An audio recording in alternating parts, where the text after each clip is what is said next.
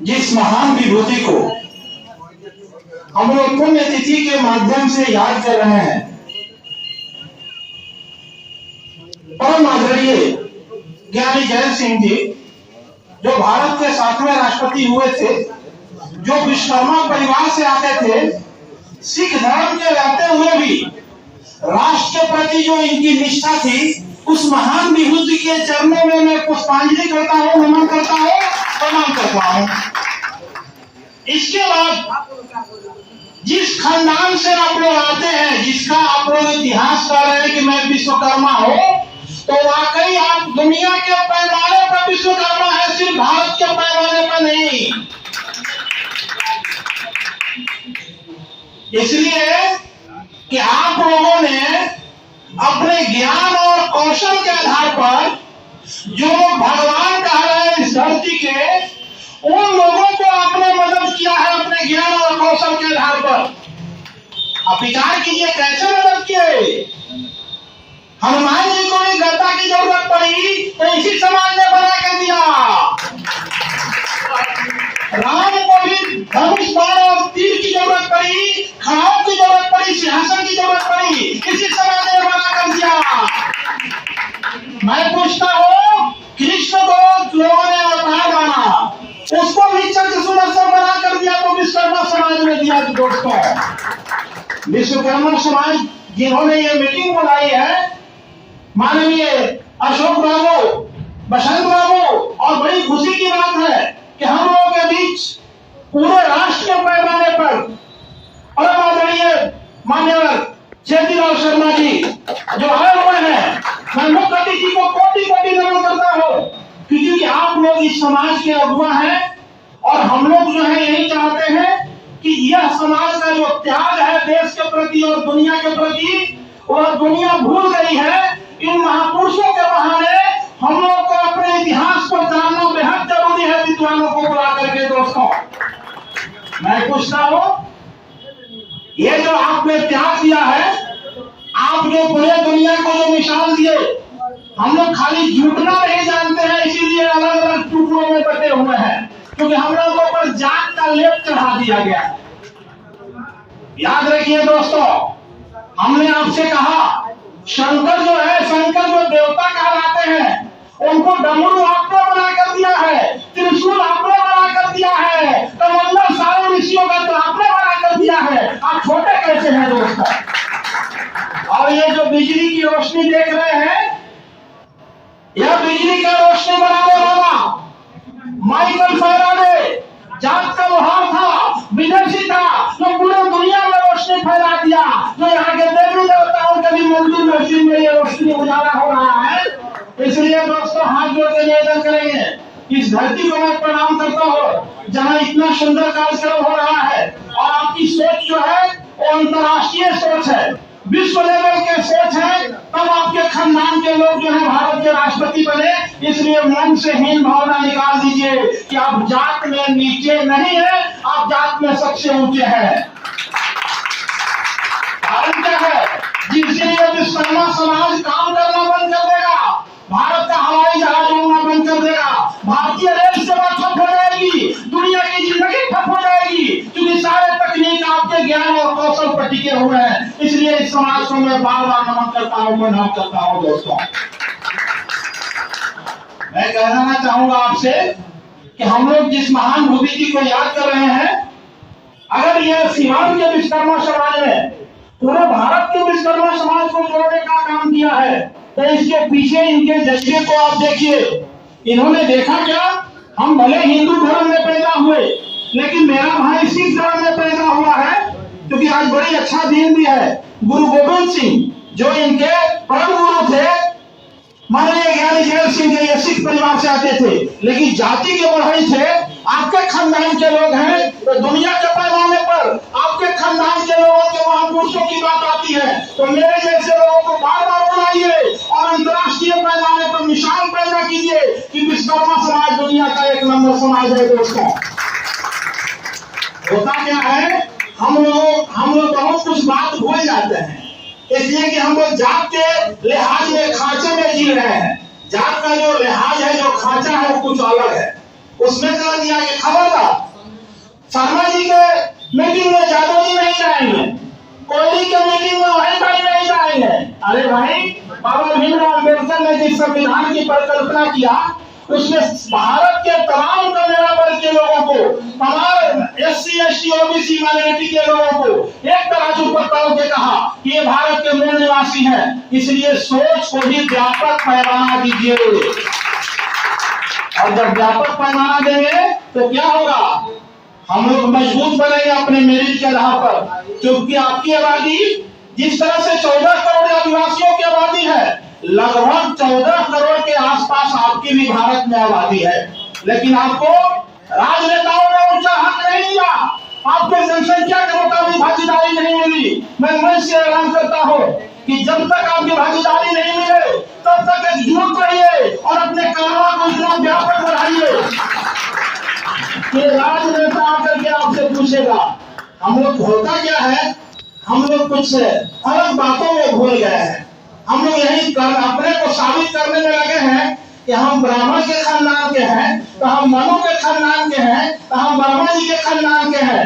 आपसे हाथ जोड़कर निवेदन करूंगा दोस्तों, पढ़े लिखे लोग आप लोग हैं, वर्मा जी अगर दुनिया का हिंदुओं का बहुत बड़ा देवता है, जिसके पैर से विश्वकर्मा को पैदा लोगों ने करवा दिया, विचार कीजिए, वर्मा जी हिंदू ने ब्राह्मण पैदा किया, क्षत्रिय पैदा किया, वैश्य और शूद्र पैदा किया, लेकिन वर्मा जी मुसलमान नहीं बनाया, सिख धर्म नहीं पैदा किया, विष्णु बुद्ध धर्म नहीं पैदा किया। हम लोग को जो कहा गया, जो सुनाया गया, वही हम लोग सुनते आ रहे हैं और उसी खांचे में हम लोग जी रहे हैं। इसलिए दोस्तों, दिमाग के बत्ती को जलाइए। हम लोग को यही बात पढ़ाया जा गया आज तक कि तुम नीचे जाति के हो, हम ऊंचे जाति के हैं, तुम श्रम करके जीते हो, हम है, हमको भगवान बना कर भेजा है तुम लोगों पर हुकूमत करने के लिए। इस मानसिकता को अगर इस जहन से नहीं निकालिएगा तो फिर ज्ञानी जैन सिंह की पुण्यतिथि कोई माने नहीं रखती है दोस्तों, निकालना होगा। हम लोगों को कहां फंसा दिया गया, अमृत और विष में फंसा दिया गया।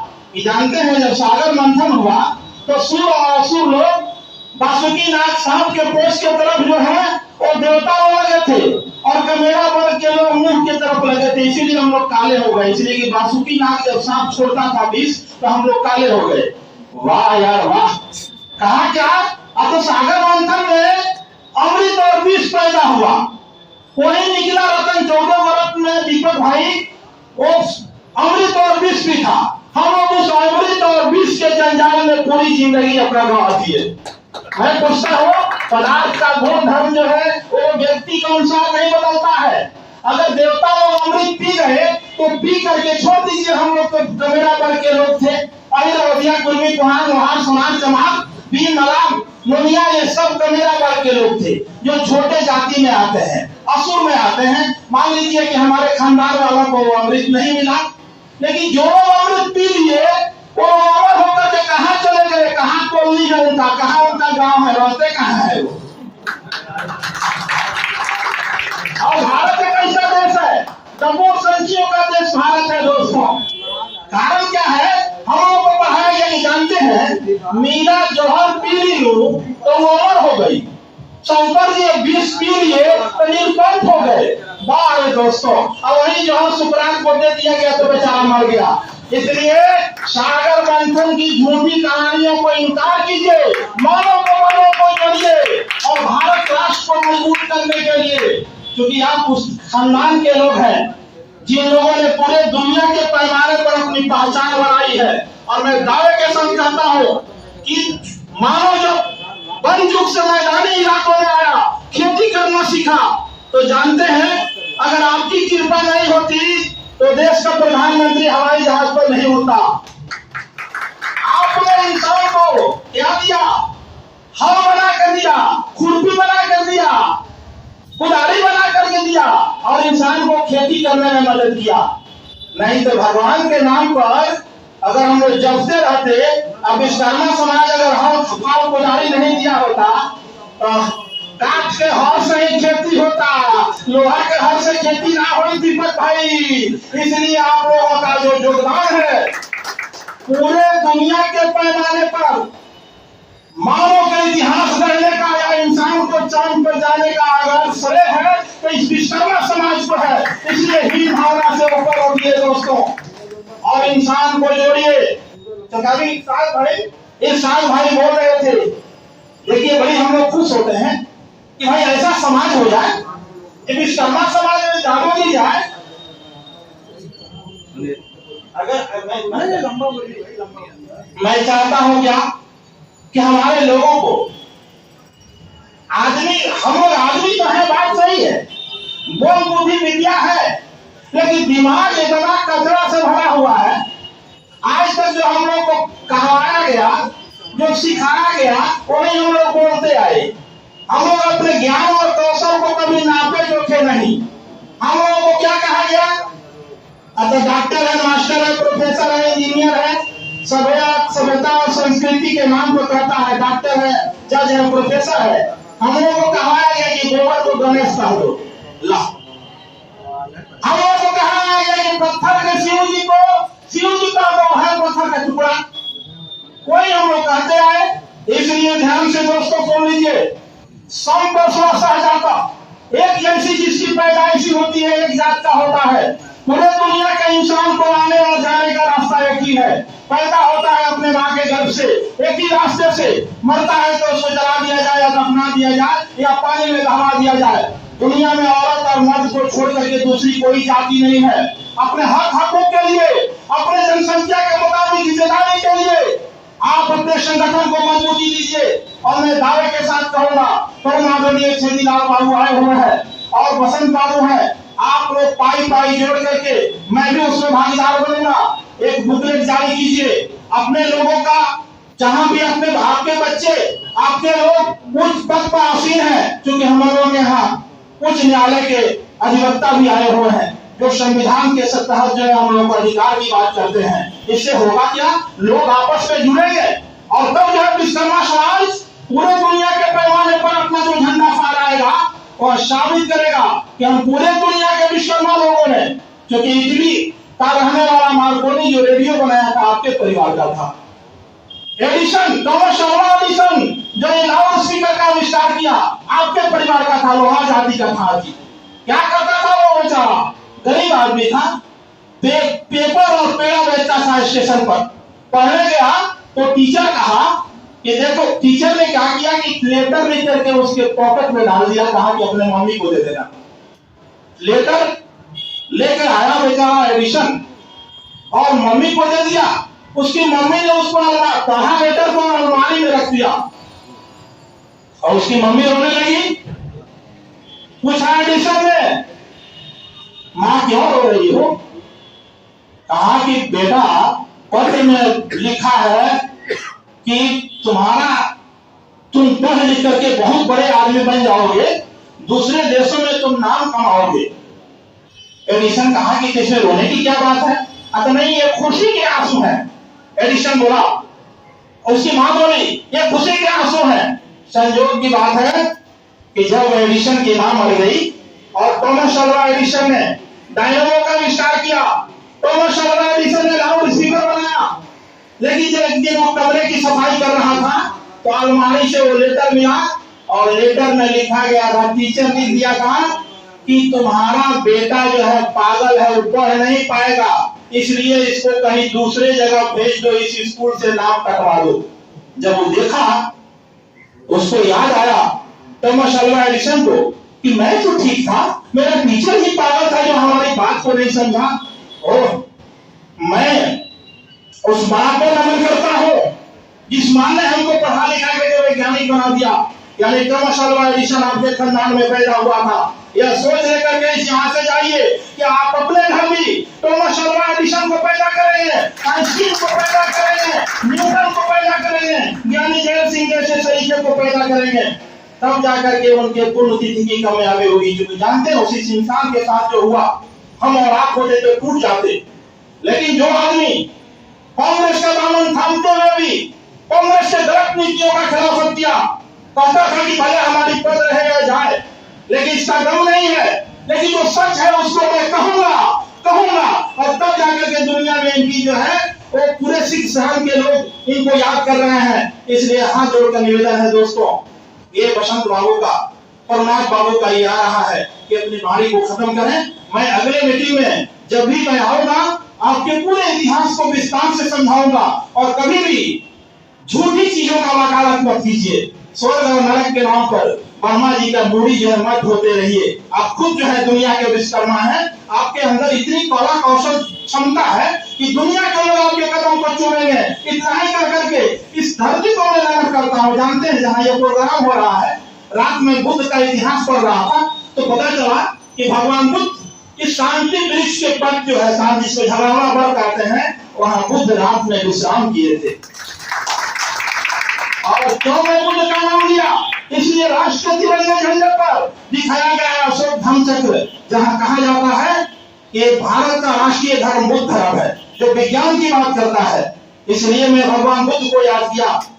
उनके नाम पर ताली बजाइए, क्योंकि उनको लाइट ऑफ एशिया कहा जाता है। और जहां माननीय रामनाथ कोविंद जी भारत के राष्ट्रपति बैठे हुए हैं, उनके कुर्सी के ऊपर भगवान बुद्ध की तस्वीर लगी है। इसलिए दोस्तों, और जो 17 जो सितंबर मनाते हैं आप भगवान विश्वकर्मा का, आपको मालूम है विश्वकर्मा कहाँ पैदा हुए थे? क्या उनका गांव का नाम था? उनके माता पिता का नाम कोई बताओ इसमें से कहाँ विश्वकर्मा पैदा हुए थे?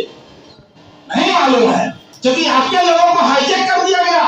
अरे आपके विश्वकर्मा 17 सितंबर जो है मानव पेरियर रामास्वामी नायकर का जन्मदिन है, जो भारत के कुरीतियों के खिलाफ लड़ा था।